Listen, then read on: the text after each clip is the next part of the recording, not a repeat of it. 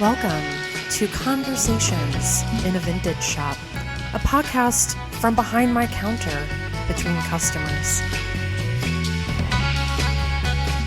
Join me while I sit behind my retail counter and just have a conversation with you, or with myself.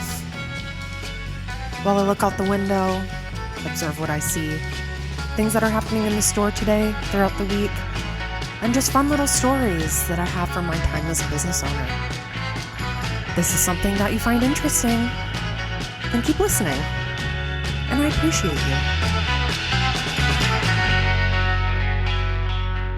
Hey everyone, welcome back to episode 4, season 3 of Conversations in a Vintage Shop, a podcast that I record during business hours in my little vintage shop in Fargo, North Dakota. And today I'm really excited because I'm going to be talking about the archive. Now, what is that? What am I talking about? Why does it sound pretentious? Well, I'll explain. But also, to start off the episode, I realized I had notes written down about giving the update on the latest shop haunting. And I don't know, my brain has been a mess for months, I tell ya. Has anyone else felt like this year has smacked them in the face repeatedly? I feel beaten. But I had a note that I was going to talk about this latest haunting, and I never did. At least, I don't think I did. I'm pretty sure I didn't. So, before I get into the archive, I'm going to give you my latest shop haunting update.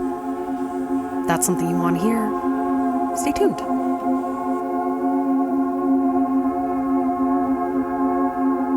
All right, so we have to go back a few months. Now, in my shop at night, it's winter, it gets darker out earlier, it's overall just creepier feeling. And those who listened in season 1, I think it was episode 2, Ghost Stories. If you want to learn more about the history of the building that my business is located in, head on back over there and give it a listen. It's really interesting history and too long for me to rehash.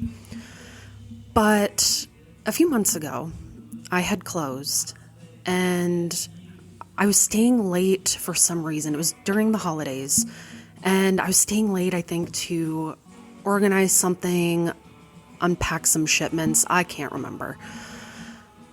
But I went to use the communal bathrooms or public bathrooms in our building. And everybody has access to them, but you have to access them with a key. So I have to walk across the building down this long, dark hallway with no windows to get to this bathroom. And I get to the door and the door's locked. I unlock it. The lights are off in the bathroom. It's pitch black. I turn it on. Now, one can assume that with the lights off, no one's in there. However, I have to preface this with there have been times I've gone to this bathroom and there's one window in the bathroom, so you get a little bit of the night light, but otherwise it's pretty dim or dark. But I've gone in there sometimes when people are in there with lights off, going to the bathroom, and I always found that strange because it's dark, you can't see. But I don't question people's bathroom habits. So when I walk in, I usually always expect there could be somebody in there. But this time it was pitch black and the door was locked. I thought nothing of it. So I locked the door behind me, turned the lights on, proceeded to go into one of only 2 stalls. Now I have bathroom anxiety. I've had it since I was a kid. I've never liked using public bathrooms. I have a very shy bladder. I don't like going to the bathroom in front of people. We could dive into why that is, but that's what therapy is for. But I don't like being in a bathroom with people. So I was sitting there and I was about to do my business. And I heard rustling in the stall next to me. And it sounded like, feet moving. I'm trying to act it out on my chair, but you can't hear that.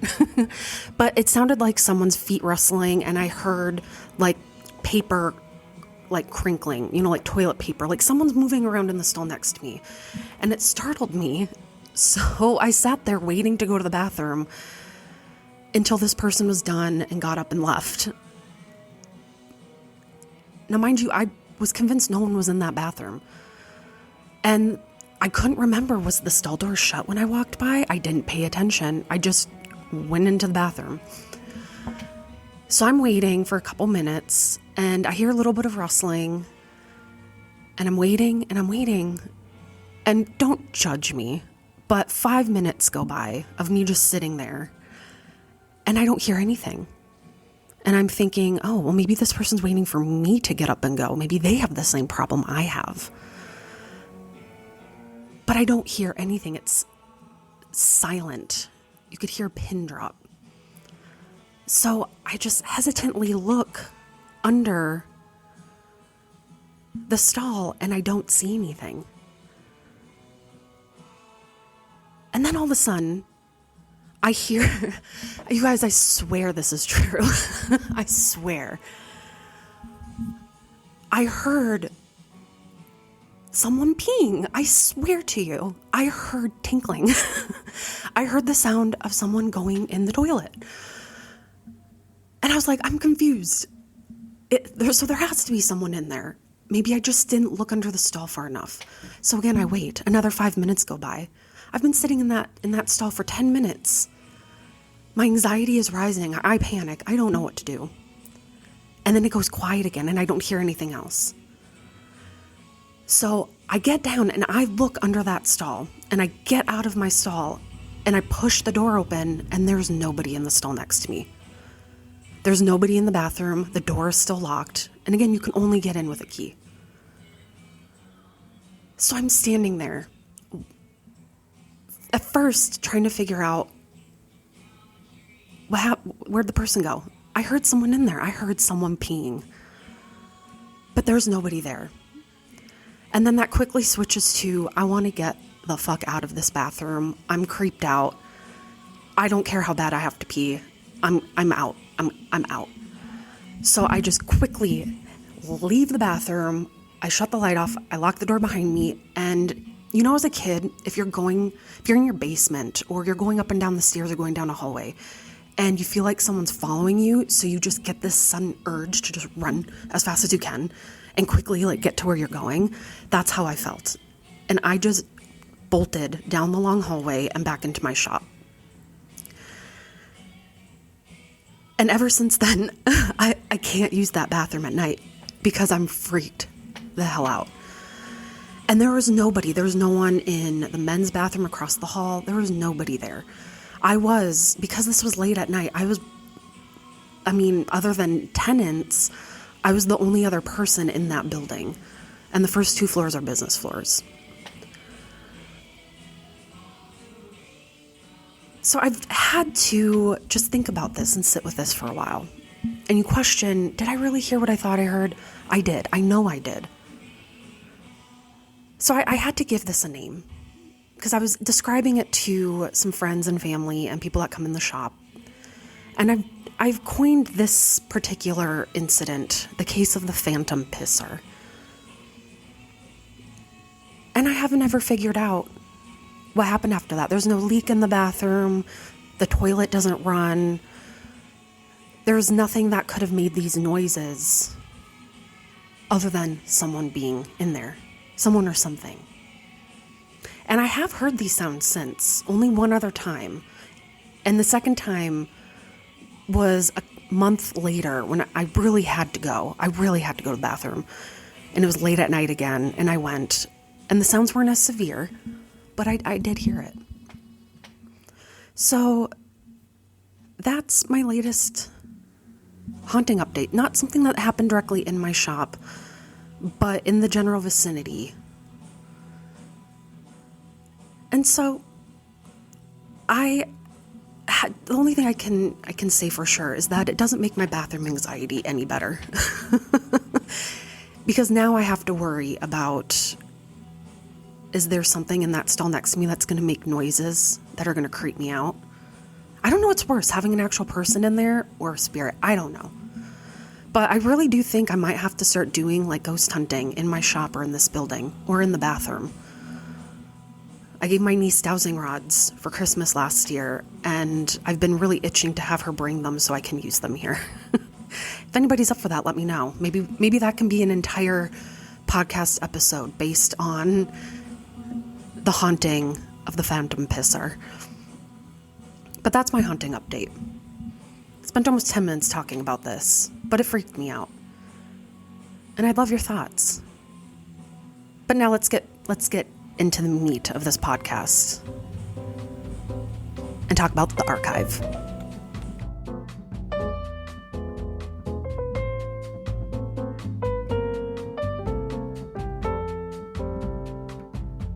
Anyone who knows me or has listened to this podcast knows how much of a vintage enthusiast I am.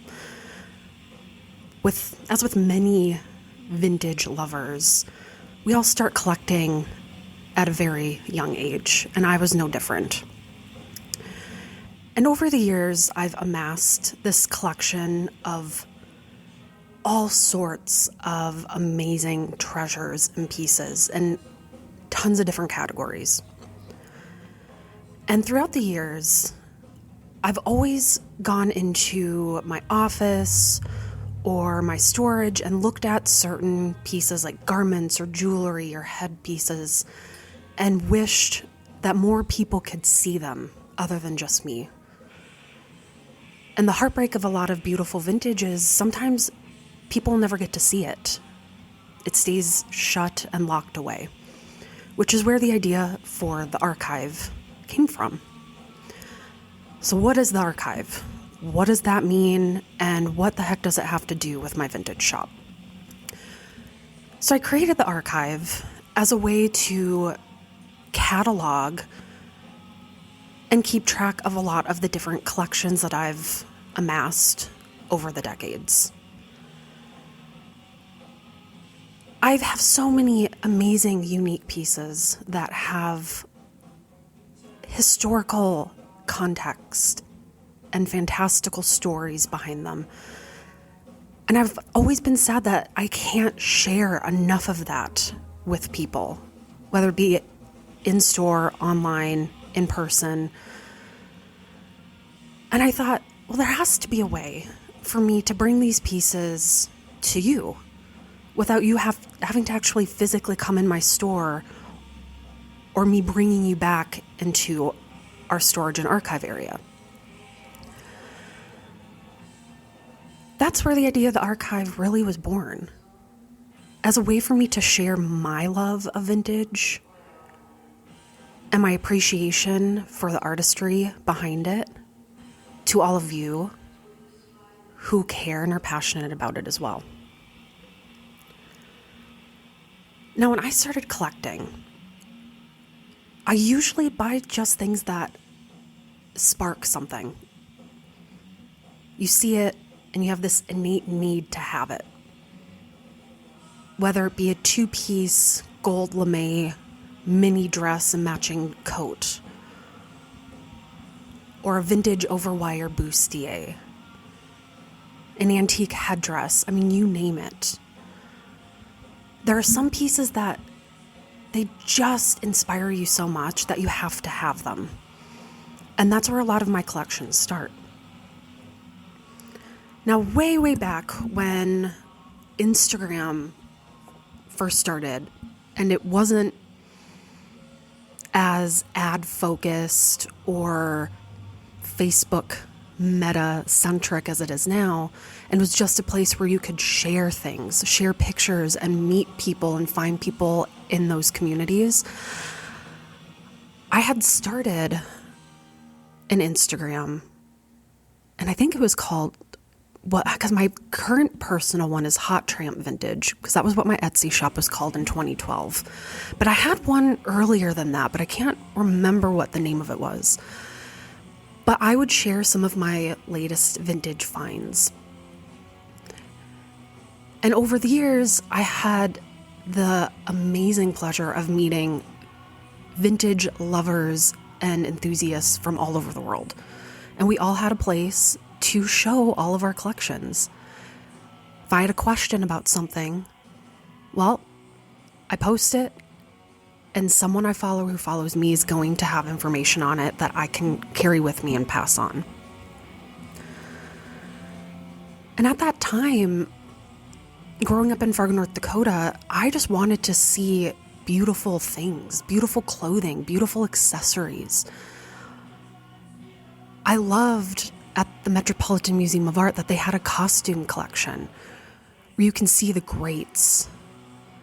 You have Dior, Charles James, Vivienne Westwood. And I remember being there for an exhibition that they had featuring some amazing pieces from Vivienne Westwood and walking through it and thinking, gosh, when am I ever going to see anything like this again?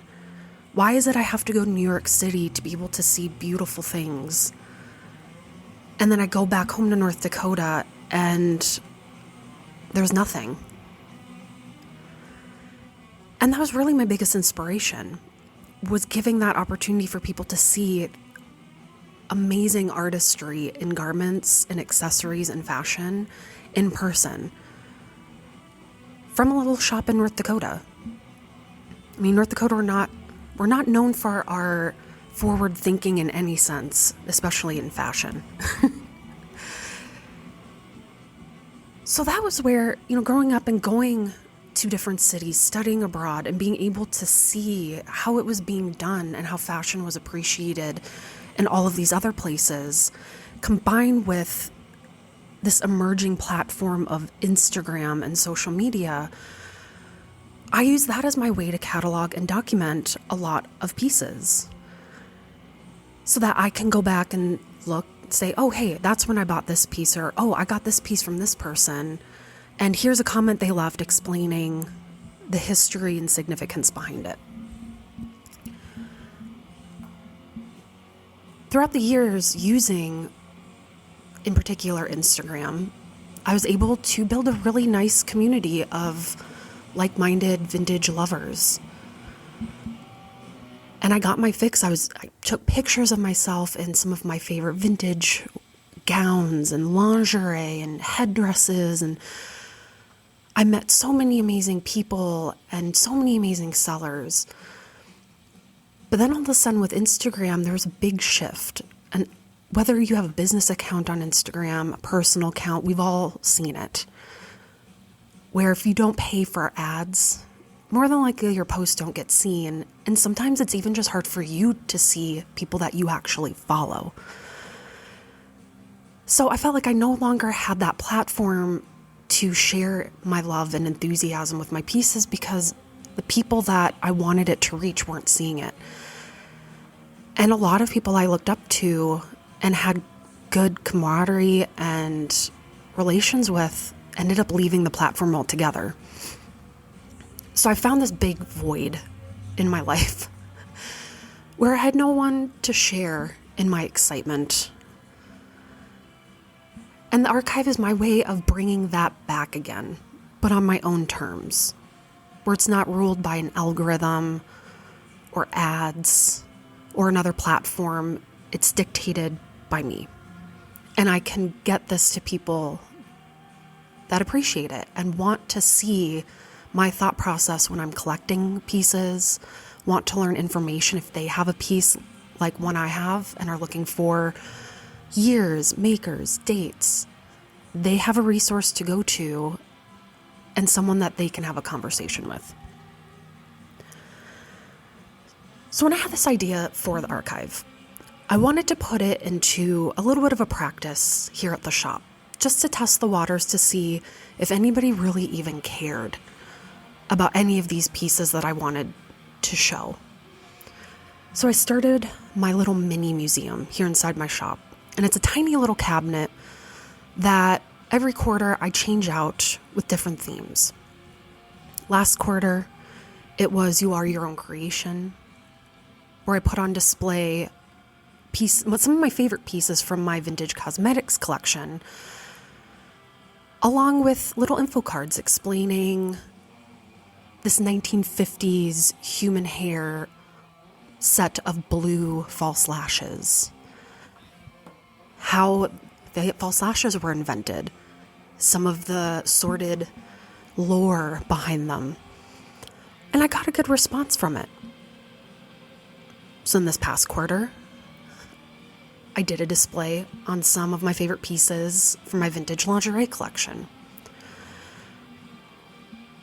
And while not everybody's bursting down the door to see this, again, it's a very niche concept. There have been people that stop and look at the cabinet and actually read about these pieces. And if I can even just get 2 people to do that, it's worth it, because it shows that people are interested in where their clothes come from. How was the bra created? What's the history of eyeshadow? Anything vintage.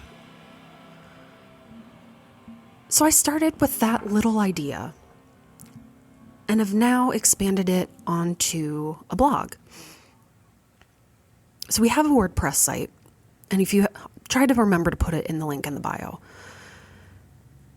And it's called The Archive. And over the past couple of months, whenever I get a spare moment, I photograph some of my favorite pieces, a little bit of the history behind them, and I catalog them on this WordPress site. And it's going to take me a long time to get everything up there. I don't even know if it's physically possible. But I started noticing more people interacting with it on WordPress, people that I've never met before from all over the world.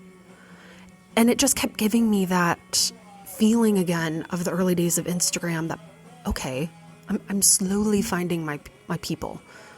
I'm slowly finding people that appreciate these and want to see my collection and want to hear my stories that I have behind them and some of the information I found out. So that's really, that's the basis of the archive. It's nothing pretentious, nothing complex. It's just my way of showing people what makes me excited and why I'm passionate about vintage and why I wanted to start this shop. I love the conversations that surround vintage and garments and why what we're wearing today has been so heavily influenced by these beautiful things of the past and how everything comes back again. Look at the 1950s overwire bustier. Those hit really popularity again in the 80s when you had artists like Madonna and Cyndi Lauper wearing them as their everyday wear and stage costumes. Heck, Madonna, for her Blonde Ambition tour, had Jean-Paul Gaultier create all of her wardrobe for her Blonde Ambition tour, and they were all modeled after vintage lingerie, and they're beautiful. And so these things are always coming back. But why? Why should you care? What makes it important? And that is one of my goals with the archive, is to explore that more. And to give people more information about why it's so important to know where all of these things come from. Because some stories aren't necessarily great, and those are also the ones you need to learn.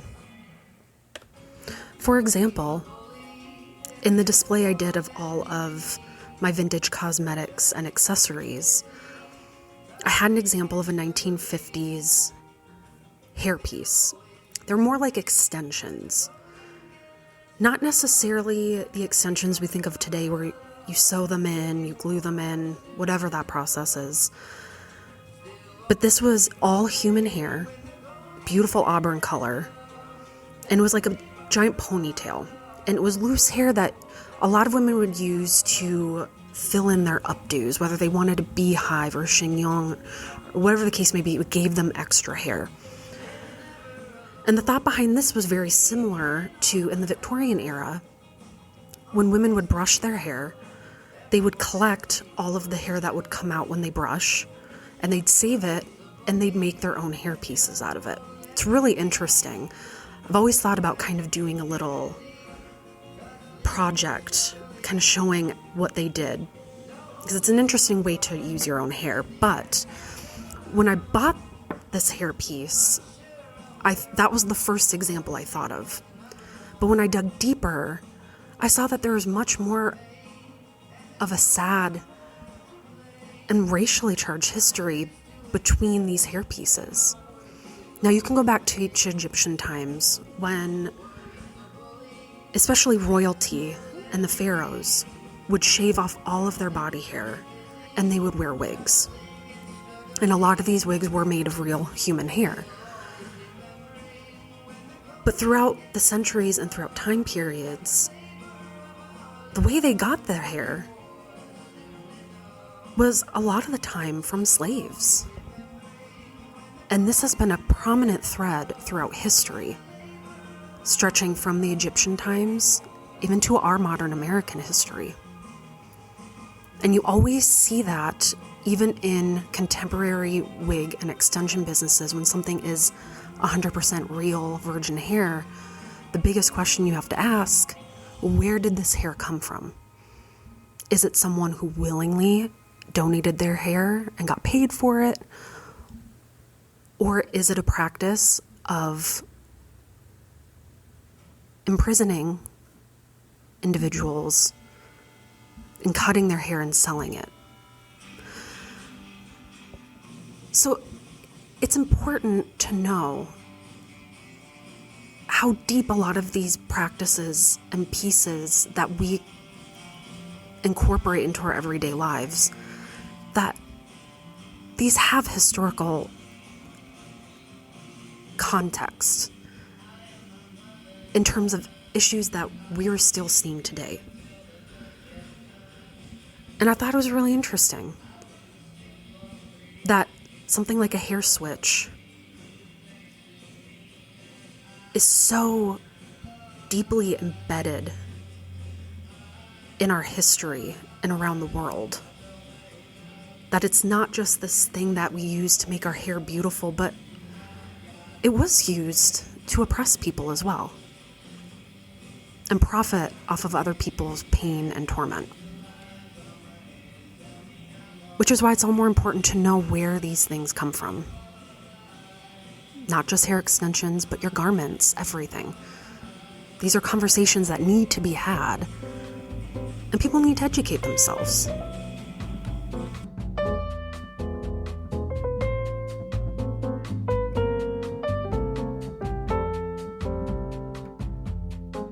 Now, I have to say that one of the biggest things I wanted to talk about in this episode were my favorite pieces that I have in my archive.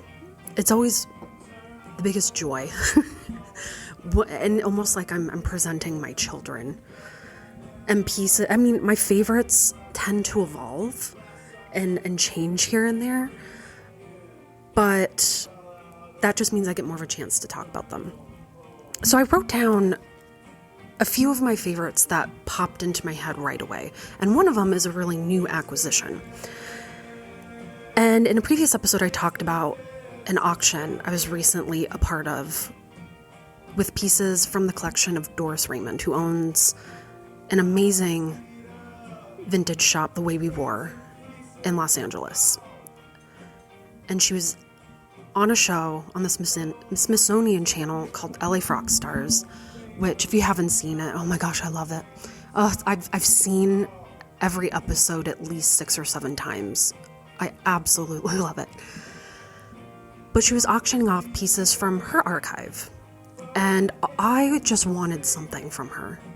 I was lucky enough to win not one, but 2 pieces from her auction.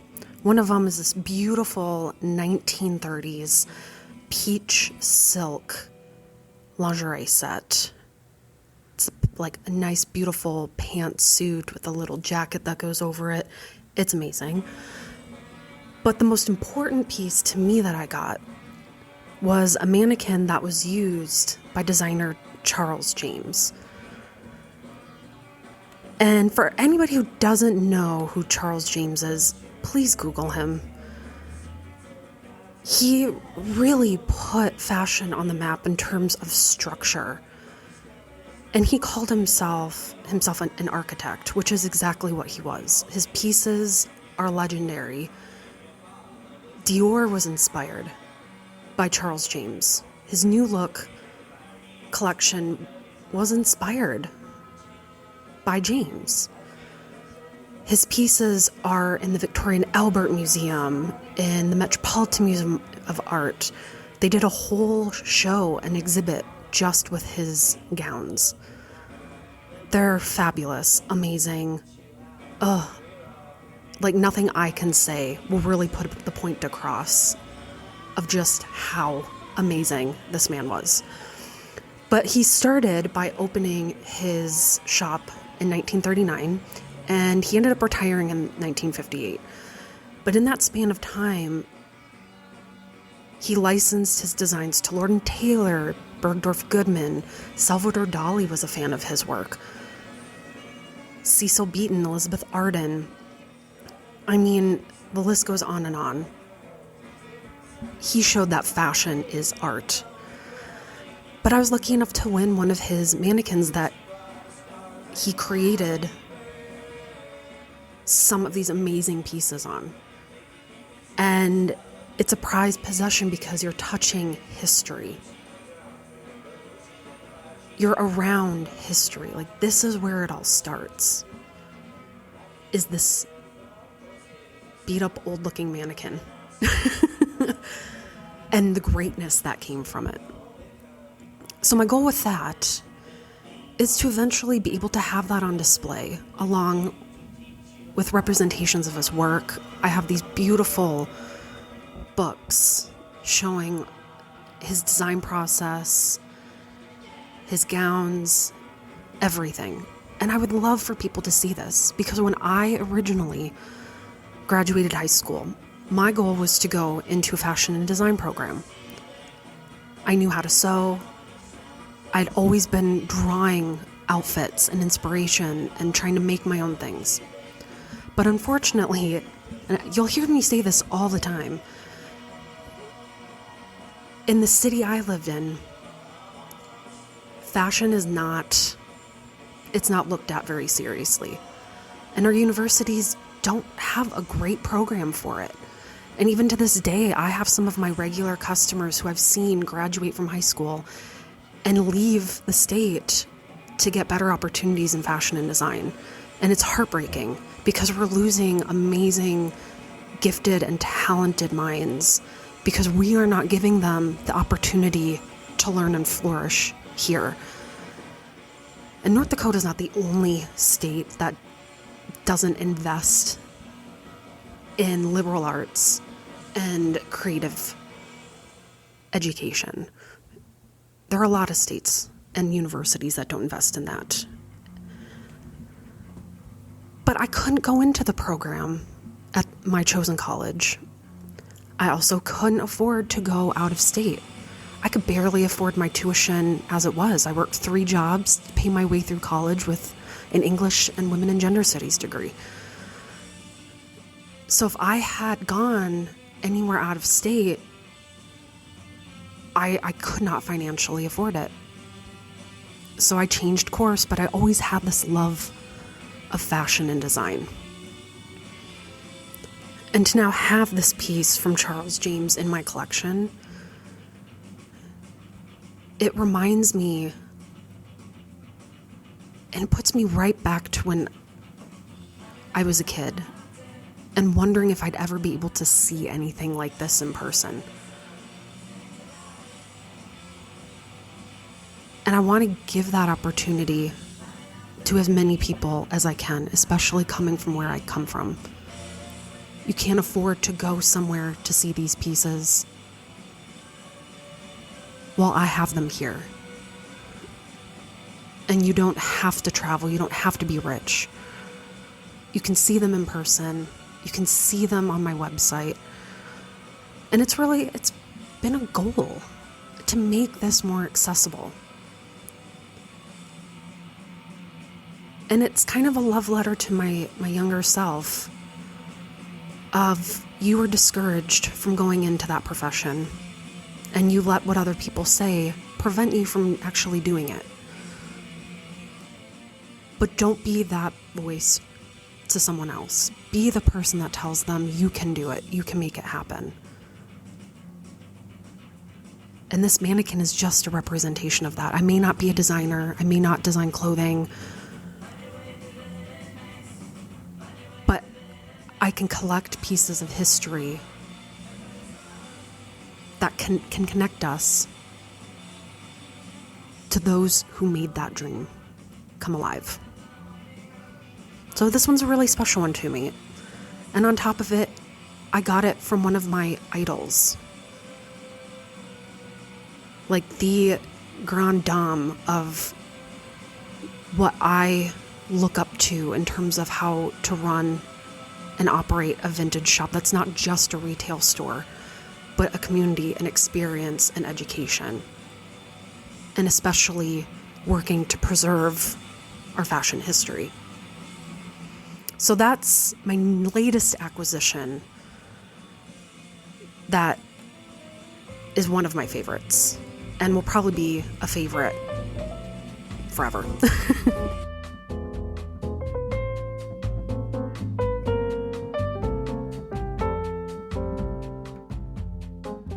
Now, my next favorite is more of a group of items, not just a singular item. And that is my long-standing collection of vintage burlesque costumes. Now, I am not a burlesque performer. I missed my calling, but I love burlesque costumes because they are folk art. They're made by the performer themselves, and you see each of their personalities in all of their garments, their names written in, the way they stitched every jewel on, the little rip in the seam on the hip. I mean, you see the life of the performer and the pieces that they made. And they're all one of a kind. You never see a duplicate. And anybody in burlesque knows that to hire someone to make like Dita Von Teese level costumes is not feasible. I mean, thousands and thousands and tens of thousands of dollars. And a lot of performers obviously don't have that. So you make it yourself. And these pieces, again, are a reminder of when you're that passionate about something and you have a vision, you can make it happen. And so I've been collecting these pieces for years and years and years. And one of the pieces I have in my collection that it's not the most elaborate, but I love the story behind it. And several of these pieces are from Danielle Colby, who, if that name sounds familiar, she was on the hit show American Pickers, Danny Diesel, and she is a burlesque performer. And I had been following her on Instagram for a while, and I saw that she was moving and was selling off a bunch of her burlesque pieces that she didn't have any use for anymore. So I was able to get this vintage kind of fringe Hawaiian two-piece set. But then I also got this beautiful ice blue beaded, almost like cage type bra with like these beautiful cage shoulders with beading. And she told me that it was part of a project, that she had been restoring it. But as we all know too well, sometimes there are projects you just have to let go of. So I messaged her and I said I wanted it. And I got it. And I have a picture of myself wearing a vintage reproduction, icy blue, overwire bustier with this piece on top of it. And it came with these beautiful hand gauntlets, this feather boa. When I first wore it, I drooled. I mean, it's stunning. Again, I need to get back into taking photos of these again because, my heart. But these are pieces that need to be shown. And I can't stress this enough, just how important it is to have these pieces. Because again, the performer, you have a piece of this person with you, and all of their creativity is literally soaked into it.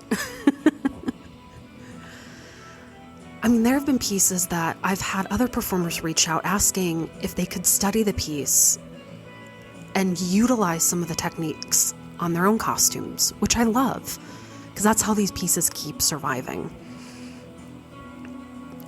I have a 1950s rhinestone burlesque set.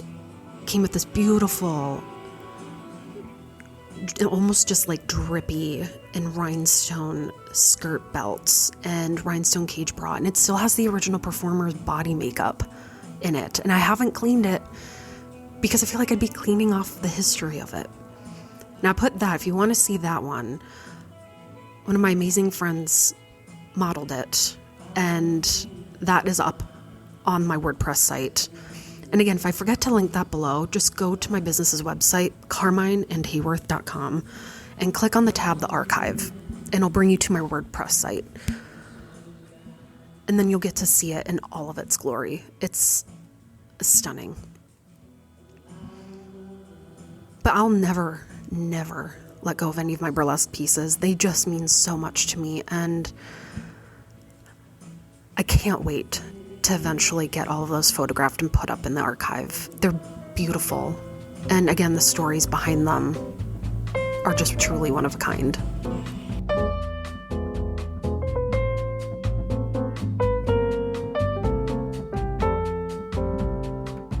Now, the final piece I'm going to share, now I have a lot of favorites, but these are just the ones I narrowed it down to. Otherwise, this episode would be 3 hours plus, is an amazing gown from the 1950s. And it's black, glossy black satin with a train of red satin down the back and these beautiful Aurora Borealis rhinestones sewn in to the bust going all the way down to the hip. Now, alone, this dress is stunning. It's museum quality. It came in a museum grade box. I got it from a very great collector that I had met on Instagram. But the cool thing about it is the story. Now, not only do I have the story, but I have a photograph of the original owner who the dress was made for wearing it. And this gown belonged to a woman named Sandra Cordell. Now, that name doesn't sound familiar. And it was very hard. I had to find out a lot of this information about her through years of digging. But Sandra Cordell was an understudy for Carol Channing in the original Broadway production of Gentlemen Prefer Blondes. Now, Gentlemen Prefer Blondes, we all know, if some of you don't, it's an amazing film. But it really hit its popularity when Marilyn Monroe and Jane Russell starred in the film adaptation. But in the Broadway production, she was the understudy for the lead. Carol Channing is the role that Marilyn Monroe played in the film. So I thought, oh wow, so she has some Broadway history. And the photograph I got is actually a publicity still, and it wasn't just a headshot, like a just publicity photo of her wearing the gown. And she would hand this in to producers as just like modern headshots today. So she's wearing the gown, beautiful coiffed blonde hair, just stunning. But upon further digging, I wanted to know where her career went. And the only other thing I could find out about her was this salacious little nugget. It was a paragraph in, I don't even know what the book was. It was this excerpt from a book where she ended up getting hired as a singer and performer on a cruise ship in the late 50s, early 60s. And on this cruise ship, it had talked about how not only did she entertain with her musical abilities, but she was definitely a favorite because of all of her trysts with the gentlemen on the cruise ship. So it sounded like she was definitely a mover and a shaker. And so she was in the gossip columns for having all of these affairs on these cruise ships when she would be entertaining on them. So this is a piece that whenever I do talks to local art groups or fashion groups, I always bring this dress. Because even though I don't have a whole lot of information on her, even just those 2 bits of information are enough. I mean, can you imagine like wearing this beautiful gown, standing up on stage, crooning, belting out these, sensuous, steamy numbers, and then just having flings with all of these well-to-do men on a cruise ship in the late 50s, early 60s, back when it was really glamorous to be on these ships and only the wealthy were on them. Really fascinating. I'm still doing research on her. I feel like every year a little bit more information comes out. But pieces like these, again, are ones that I want to share this with everybody. Everybody should be able to see these pieces and hear these stories. I mean, not only are they entertaining, but it really does give you a glimpse into the past and how not much has changed. What we wear is almost like our suit of armor. Whatever our intention is for that day, we dress for it. And I think that's the fun part. It's almost poetic.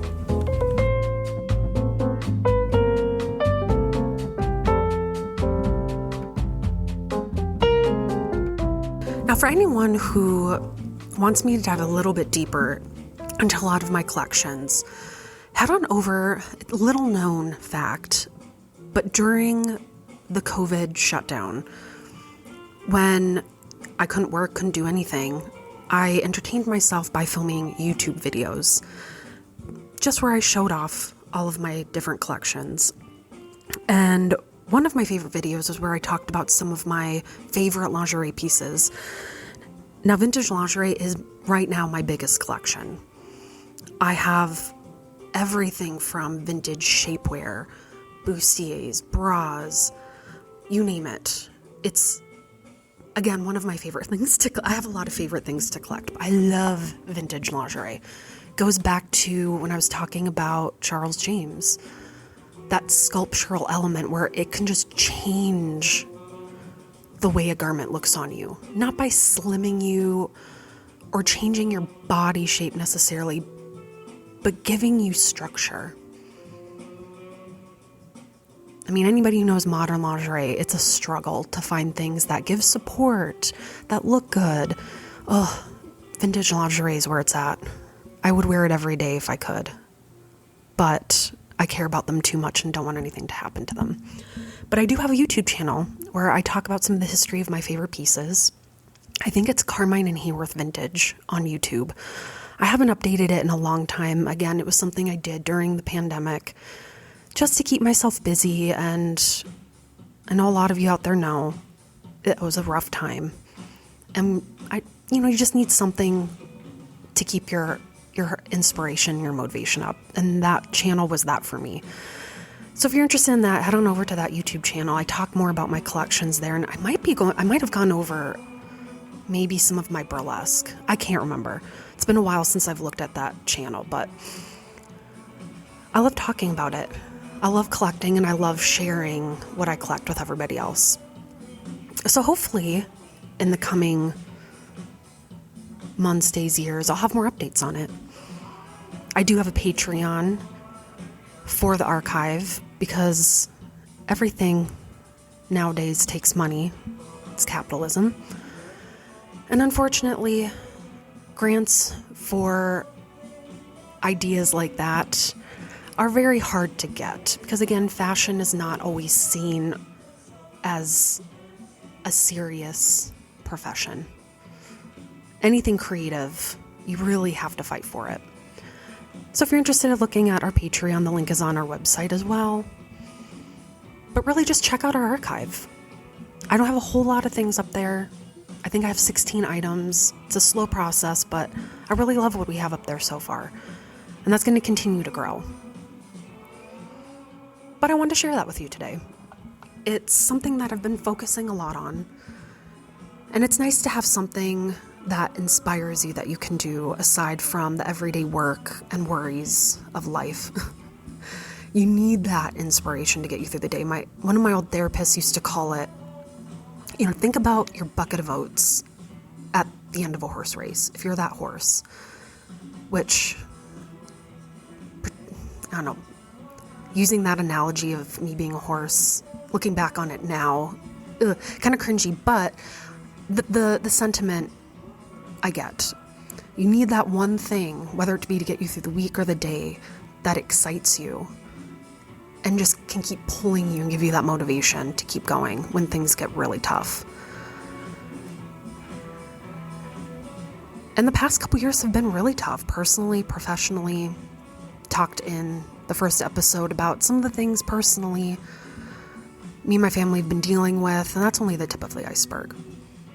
So it's really important to have something else, something outside of all of your worries that you can focus on, that escapism. Maybe it's ADHD, maybe it's just pure inspiration, I don't know, but I'm going with it. But I thank you again for sticking around on this episode. I don't know what next week's episode's going to be. I'm sure it's going to be good. I'm just kind of doing this season by the seat of my pants. I'm not as highly structured as I was the other 2 seasons. It's just whatever inspires me is what I'm going to talk about. And if I have nothing that inspires me, then it'll be a bye week. Just try not to force yourself to produce things when they're just not there. But if you have any questions about the archive, send me a message. Or interact with me on the WordPress site. Let me know what you think or what you want to see more of. I love the conversation surrounding these pieces, and I want to keep that going. But again, thank you so much for joining me on this episode, and we'll see you next time. Bye.